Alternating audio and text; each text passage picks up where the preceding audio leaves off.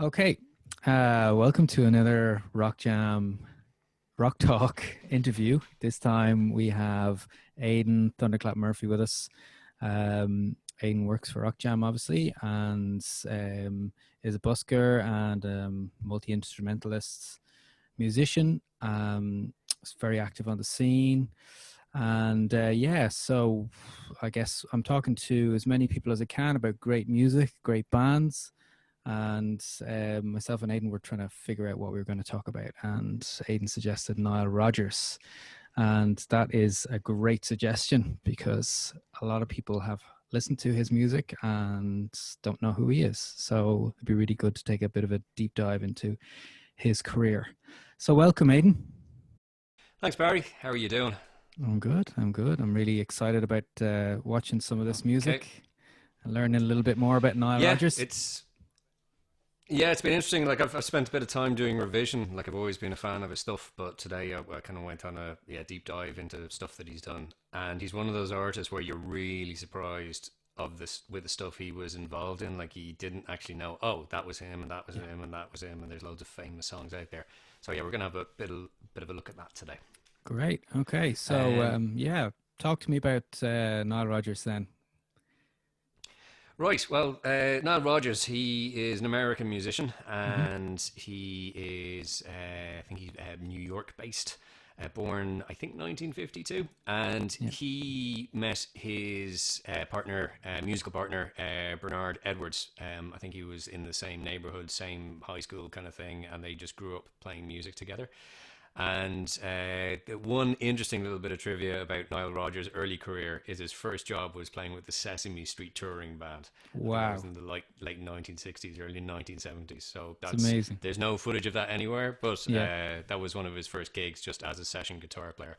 He himself is a brilliant kind of jazz, funk guitar player, and around 1975, 76 they actually formed I think it was a bit earlier, in 1972 they formed the band Chic, and they would have been hanging out in a lot of New York nightclubs and playing on sessions and things like that, and then they actually formed the band Chic.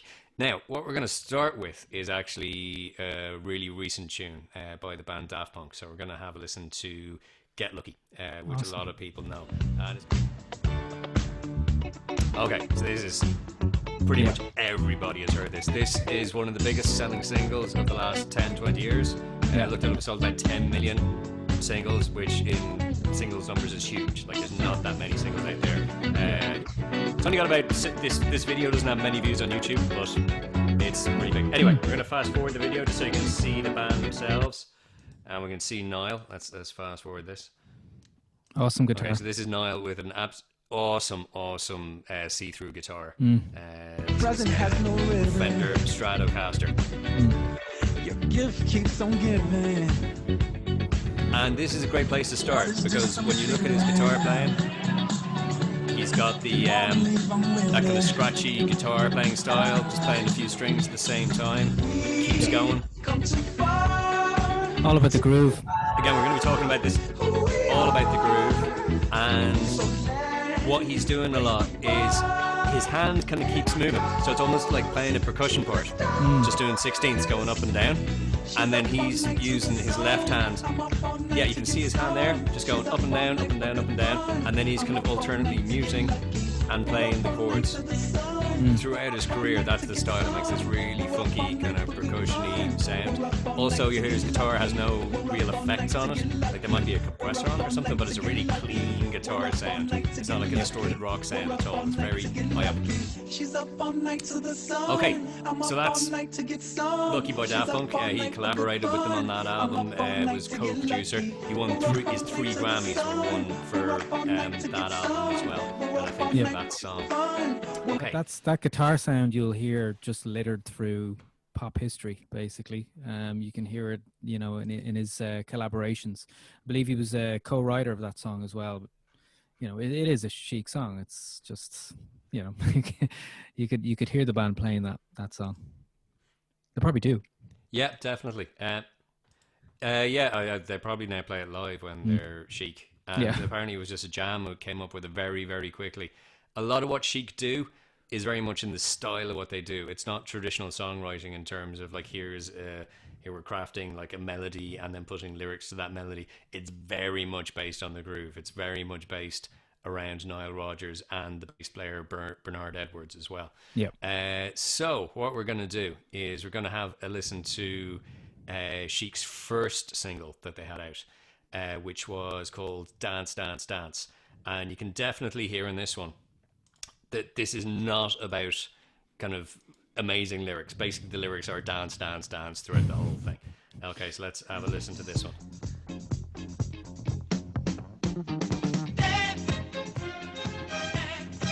Okay, and then there you can see, I'll just enlarge this. You can see Nile Rodgers there on the left, playing guitar. And then on the right-hand side of the stage is Bernard Edwards playing bass guitar. They were the engine room of the band. They were the guys who wrote all the songs. They produced all the songs as well. And you can hear that. It's just this groove that just keeps on going. Yeah. All the lyrics are just about getting on the dance floor, dancing. I looked up the lyrics on Google earlier. They're not going to win any prizes, but it's all about dancing. Yeah. I'm going to skip on to a song from about 30 years later. And this is by Jamiroquai. This is Can't Heat. A lot of people will know this. Again, really, really big selling, famous tune. When we get to the chorus of this,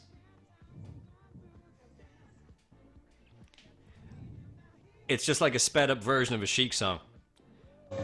Those strings in the background are really Chic style string sounds.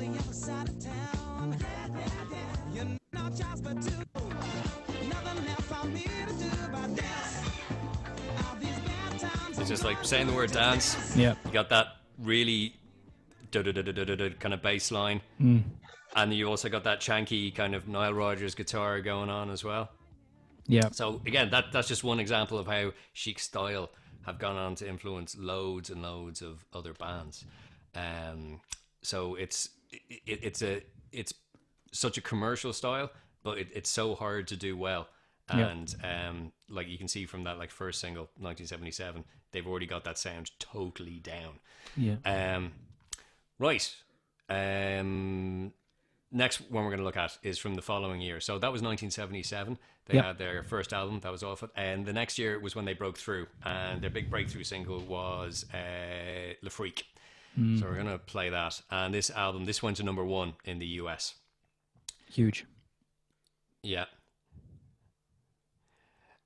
One thing you'll notice from the videos as well is they always had a really clear idea of their image on stage. All the guys are wearing sharp suits. Like they look like they're going to like a very, very fancy function the whole time. Yeah. And they're always lined up the same way. Sorry, I thought you were looking at that. Yes, here we go. So now you can see them on screen. Yeah. So again, they've got this great style on stage. You got your 3-string players.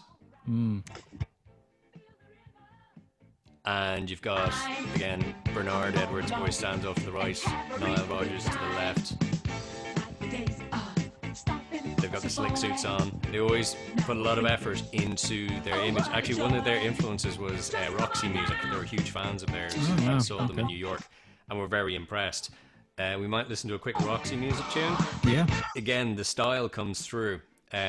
Like Roxy Music were very funk kind of stuff, and this again is funk disco. You'd have to call Chic disco. They're pretty much the definition of disco. Yeah. And there was a huge backlash against disco kind of like after 1979, and the guys got like pretty annoyed with that, and I think they tried to change their style, which is a pity because what they do is very sort of well produced disco. It's not just novelty party tunes. It's like really good, well produced dance music. Yeah. So you can hear like this is a load of like English lads playing funk music. Yeah. And they were really into this. I think this is 1974, 1975. So this would have been about kind of 3 years before Chic released anything. You can hear their guitar. It's just that really minimal kind of high up guitar. Yeah. Very kind of simple beat, very sparse arrangement. Almost the same kind of stage layout. You got the two female singers, Yep. and you got like the guys either side, and Brian Ferry. And Nile Rodgers would later go on to like produce a lot of Brian Ferry stuff. Like, he was a big fan of his. So yeah, the guys from Chic have quoted like Kiss, weirdly, the Wow. kind of big glam rock band, and Roxy Music as big influences, because they were just really impressed by a band that kind of put their image together really well. Yeah.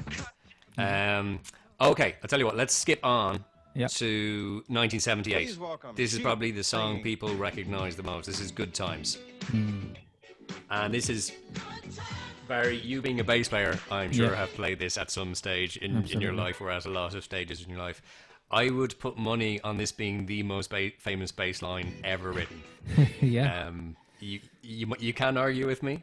Let's turn this up a little bit.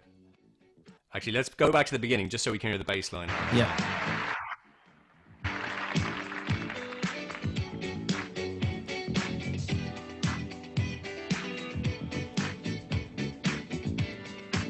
Again, it's that classic arrangement.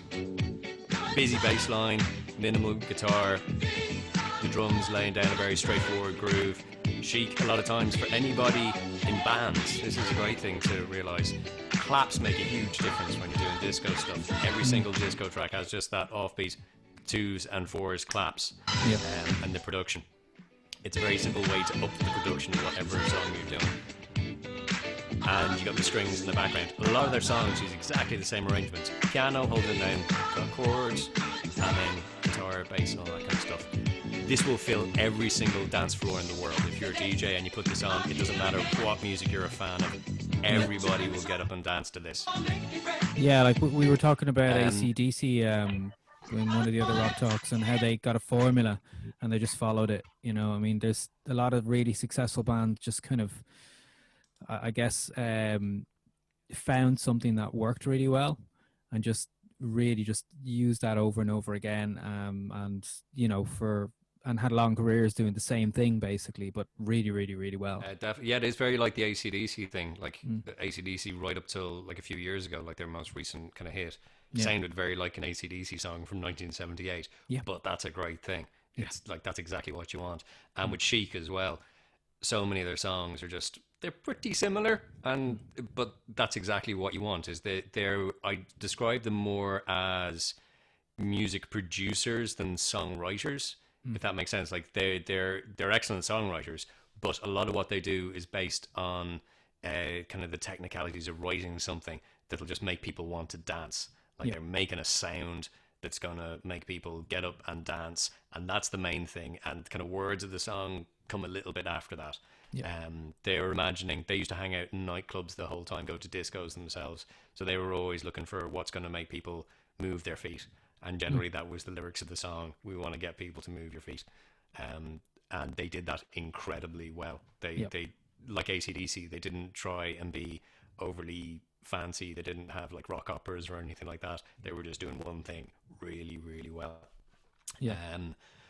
Okay, let's go and have a look. Good Times was hugely influential. So this one song, I'd say it's probably, I'd put in like the top 10 most influential songs of all time. And we're going to look at why that is. Yeah. So let's go back to this. We're going to go to a song. Actually, we're going to go to a song called Rapper's Delight. So this was at the beginning of hip-hop.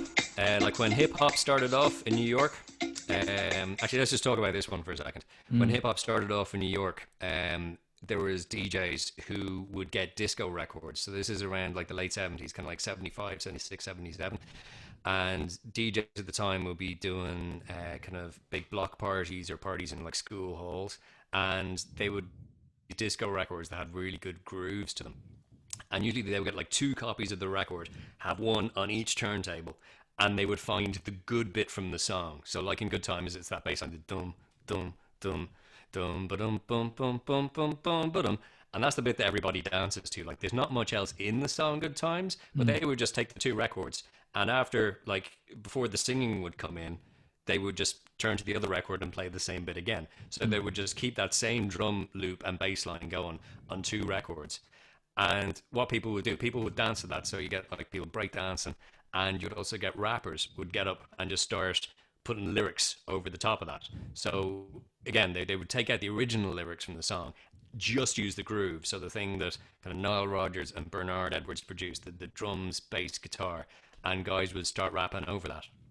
And there's stories that like Niall would go to these parties. I think Debbie Harry invited him down to a party, and he saw like for 2 hours they were just playing Good Times, and people were getting up and rapping to it. So that was the like beginning of sampling of other people's tunes for hip hop tunes.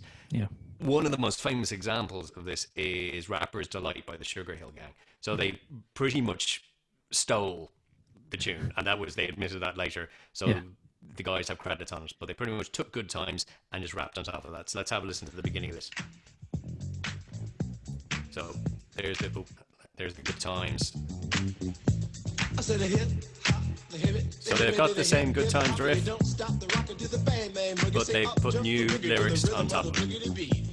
Now what you hear is not a test, I'm rapping to the beat. So the guys in the Sugar Hill Gang just took, there's the guitar coming in, so they just took that other bit from Good Times. So that's basically Good Times, but with a load of different lyrics. And I think the longest version of that is something like 12 minutes. So in the studio, they just got Good Times and just stretched out that same groove because it's so good. They just knew everybody would dance to it, and they just put their own lyrics to it. So in a way, they kind of created a tune that was possibly like a bit better. You still had the chic groove there, but you had something like a little bit more to listen to on the lyrics end. And again, that was the start of like a big hip hop single. I think that was the first kind of like $1 million seller hip hop single. I could be wrong on that, but it's so famous, still really famous today. And it's basically the same as the Chic song. So they would have written all the songs on Sister Sledge's album, and they also produced it. So again, you can hear that scratchy guitar.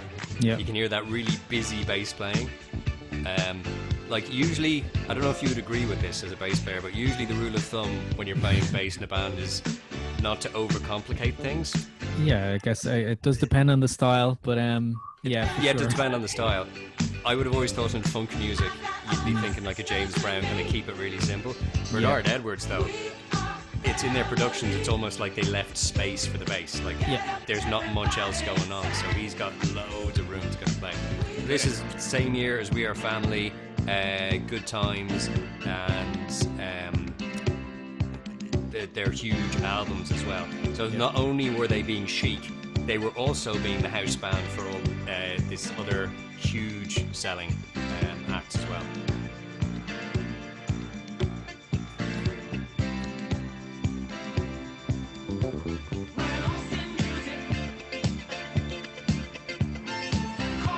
Again, you can hear those classic string lines. I've been trying to find out who actually wrote the string lines. I think it was the guys, Niall and Bernard, actually wrote them. Wow. Like I was trying to research, like they had different conductors in studio, but it does seem like they were the actual writers. So yeah, that was 1979. They were producing Sister Sledge, having massive singles as Chic, having massive singles as pretty much the producers and backing band of Sister Sledge as well. So around like 1980, 1981, they produced Diana Ross, Upside Down, and I'm just going to play one track from Chic from 1981. This is just one of their tracks. I want to play this one because it sort of shows how good a guitar player Nile Rodgers is. Like often he's a brilliant rhythm guitar player because he does the job of a session musician. He kind of stays in the background the whole time. This is one track I found where you actually see what an incredible player he is. Like he's definitely coming from a jazz kind of background. It's not the catchiest of tunes. Like no DJ is going to play this, but I'm going to fast forward a little bit. We're going to go up here.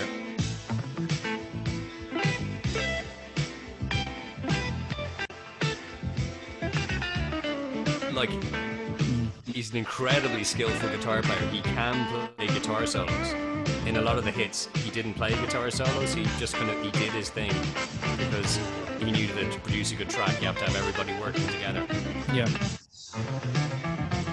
And this is one track where I think they were trying to actually get away from doing disco, so they were going more sort of jazz funk. And again, it wouldn't be my favorite tune in the world, but I just thought it was interesting. It's called So Fine, and it just shows what a great guitar player he was. Yeah. So it sounds Steely Dan-ish in a way. It's got that kind of vibe to it. Nice solo as well. You don't hear him doing many of them, that's for sure. He's got the chops. Yeah, he definitely has the chops, and it is that Steely Dan sort of jazz fusion kind of sound, which they were towards the end of Chic. They were going more for that kind of sound as well. Right, we're nearing the end of Chic's career. So what I'm going to play next is a song called Soup for One, and this was from 1981. And it was actually from a soundtrack of a movie, which I haven't seen, called Soup for One. So let's put this one on. Okay, and we'll share that.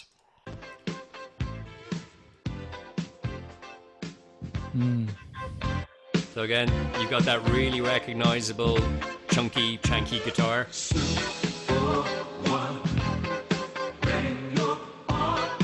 Really recognizable guitar lick to my ears. Yeah, and okay, so let's have a listen. This was sampled by a band later on called Mojo. Yeah.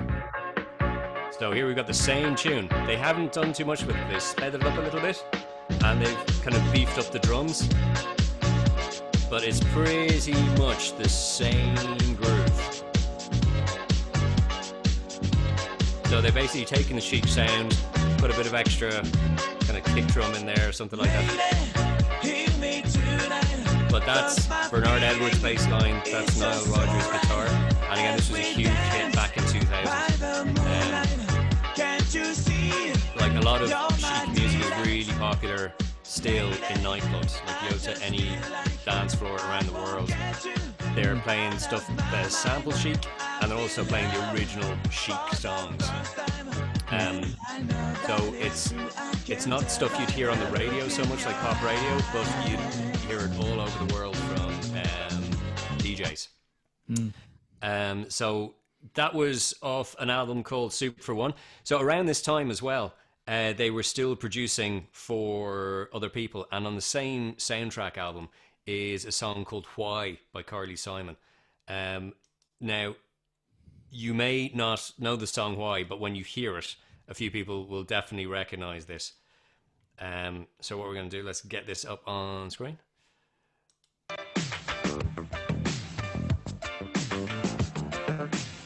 Fast forward over there. Again, that's the same two lads and drummer. So there's bass, guitar, drums, same three musicians. Again, massive hit for Carly Simon. Wow. That was one I didn't realise until I started looking into stuff today. Yeah. Because I always knew the song, but I had no idea it was them actually doing it.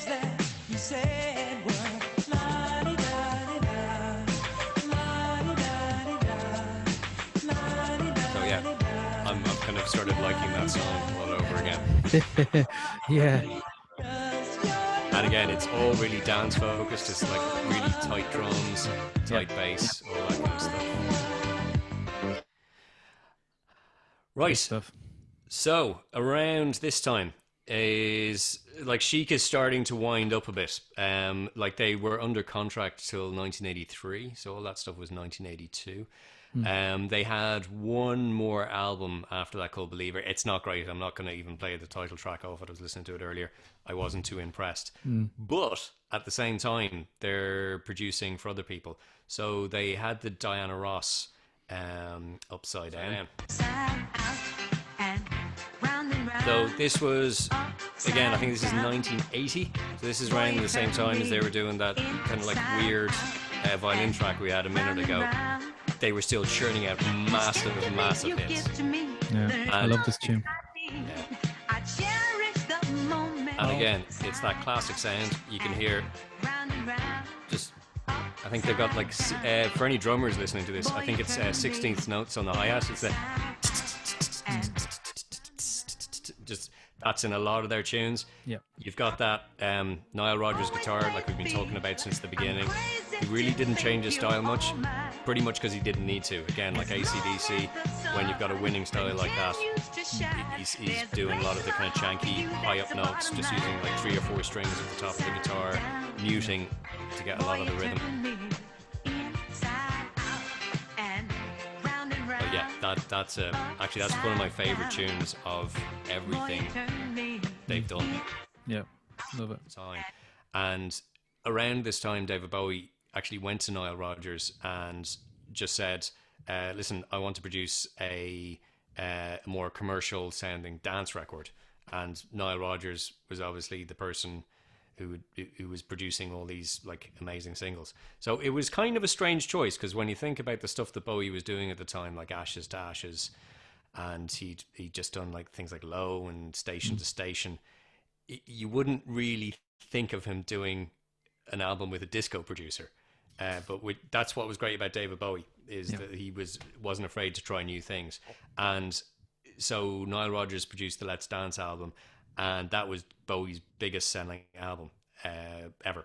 And it broke him in the States, and he became a household name, which is strange to look back, because like everybody knows who David Bowie is. But back then he was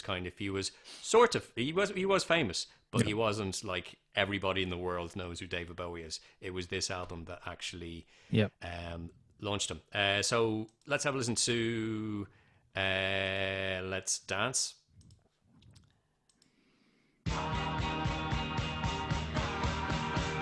So it's got a very sort of like English Beatlesy opening. Yeah.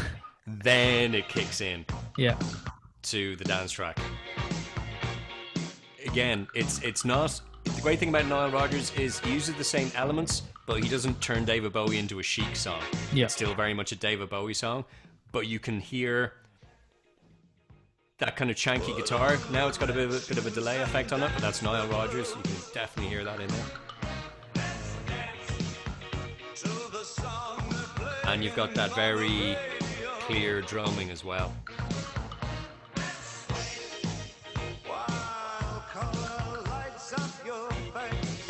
And it's a much more kind of big dance floor kind of sound than stuff David Bowie had done before. And that's what David Bowie wanted. He said to Nile Rodgers, listen, this is the kind of sound I want.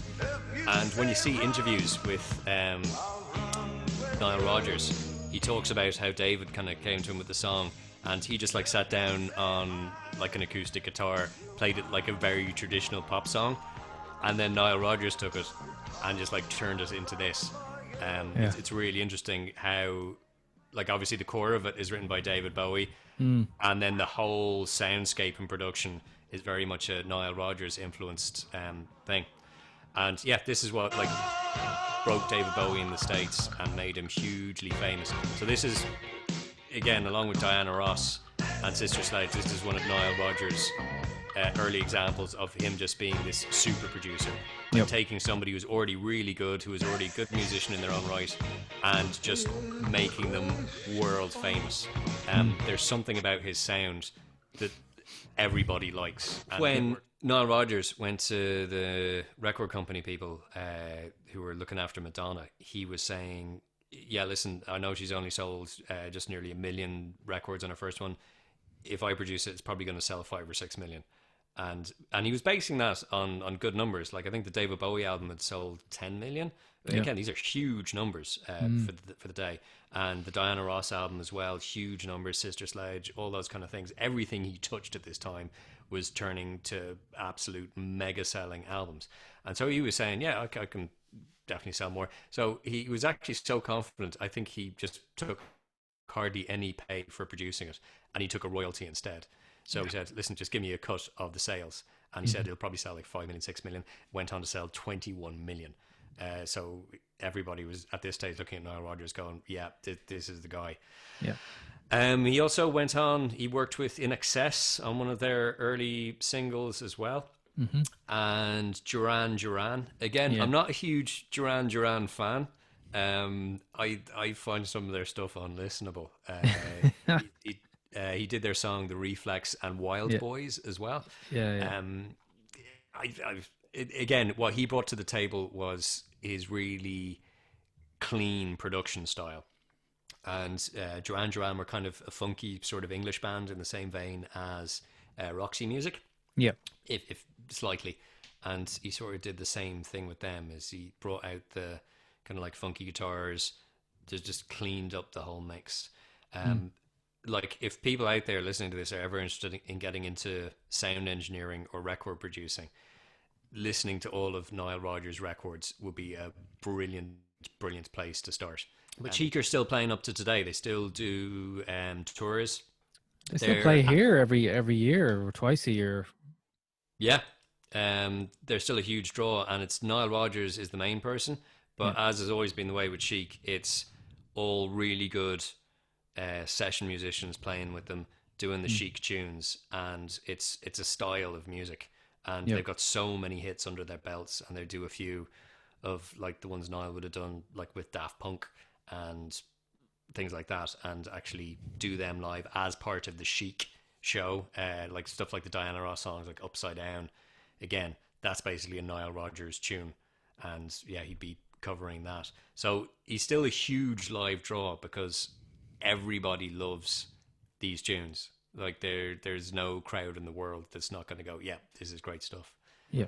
Have you seen them yourself live at all? No, I haven't. And they've played here enough. It's funny, I guess for a lot of my time being interested in music, I really didn't value the band very much. I never was into disco music, and that kind of bypassed me a little bit.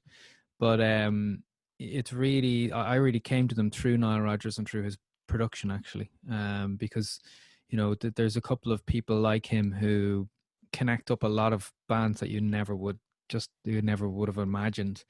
So yeah, like I guess um yeah, it was probably was around the Daft Punk kind of time when I started listening to his stuff, and that would have been through influence of friends of mine who were into dance music more. That was never a thing that I was into myself. So, Yeah, but I'd love to see them now, and I mean, anybody can appreciate the music, especially bass player. You listen to those bass lines and you just go, yeah, classics, every one of them. Great style, tasty.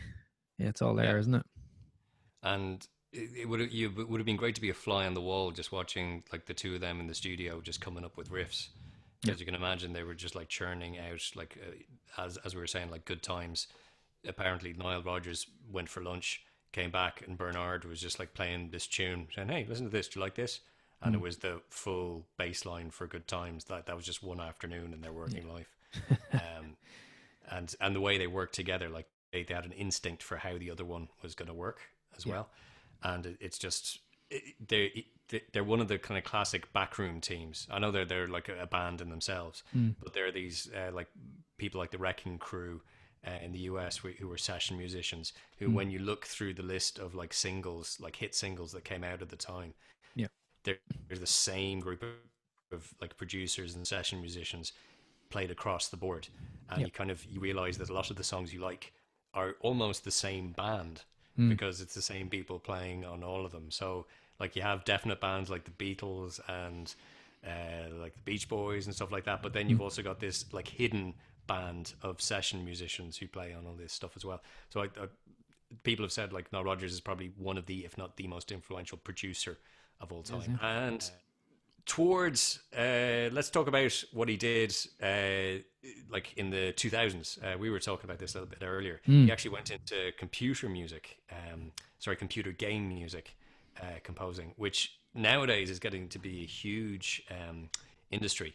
Like a lot of film composers and TV composers, a lot of their time they'd be writing computer game music as well, because computer games are huge now.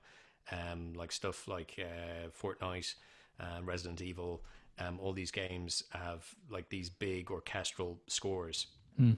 and and it's there's producers and session players and musicians composing like hours and hours and hours of music.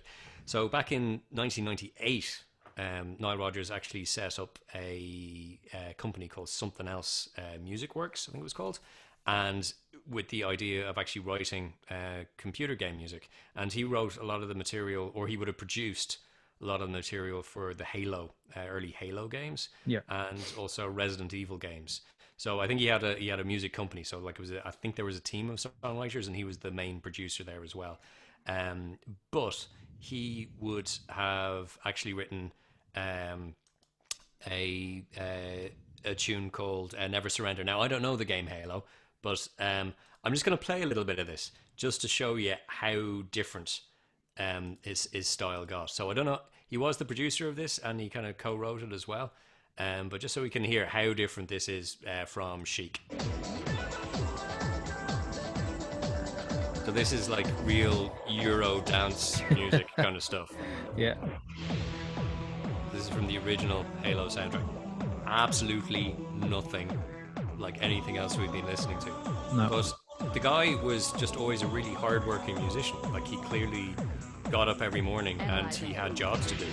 And he's a great example of somebody who he's not kind of just being like, it's not just him and his band, and if his band isn't working, he's not doing anything. He's going into the studio and he's got a brief, like he's got to write some computer game music, or he's got to produce somebody else. So it was really interesting seeing that. So he ran that for a good few years. I think he wrote on his website he doesn't do it anymore because touring with Chic again has kind of taken over.